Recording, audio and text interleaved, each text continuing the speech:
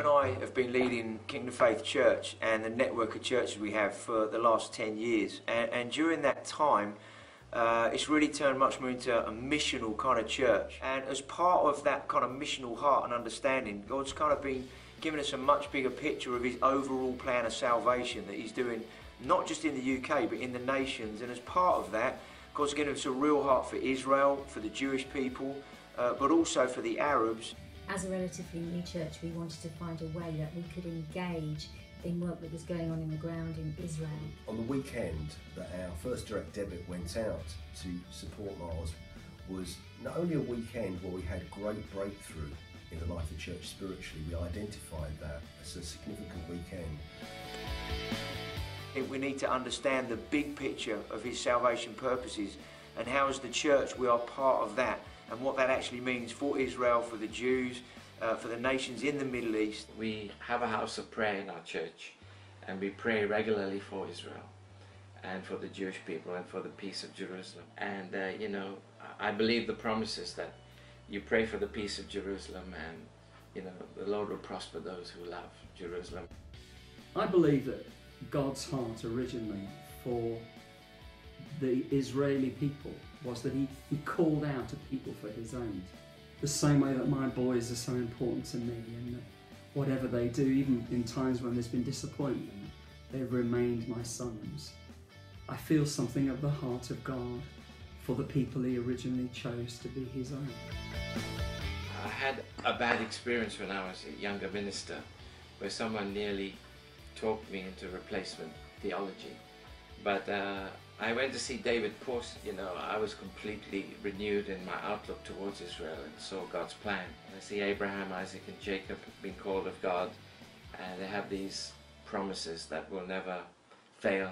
And I think sometimes the wrestle that Christians have, whilst we know what it says in the Bible, there are lots of voices outside the church, and sometimes within which perhaps political, perhaps vie for people's attention, where the Bible talks about loving Israel, other voices are trying to drown that out. But in the middle of God's love for the whole world, he still has something for his people. I grew up in a Jewish family, so my mum and dad both Jewish, and went to synagogue, had my bar mitzvah, went away from everything and into all sorts of different things, and then had a pretty radical encounter with God. I began to realise this New Testament is written by Jewish people, and this whole thing has a Jewish thing running through it. This isn't some, like, it used to be Jewish. Jesus didn't used to be Jewish, and now he's a Christian. He's used the Jewish people to bring these gifts and these covenants.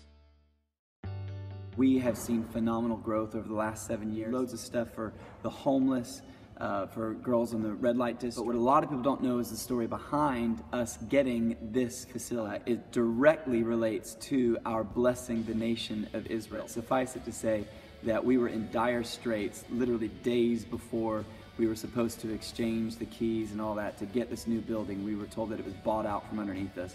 And a man called my pastor and he said, you know, I can help. I'm a businessman. I'd like to help, but I want to ask you this question first.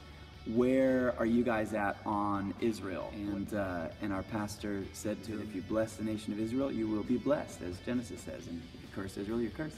Anyway, this was the right answer to give, because that was the kind of the key that unlocked this man's involvement. God would have had to choose a different way to provide, but he chose to tell his story through our pastor blessing the nation. Does God still have a plan for the Jewish people that is not just in the way that he has a plan for everyone? And I think, scripturally speaking, the answer is yes.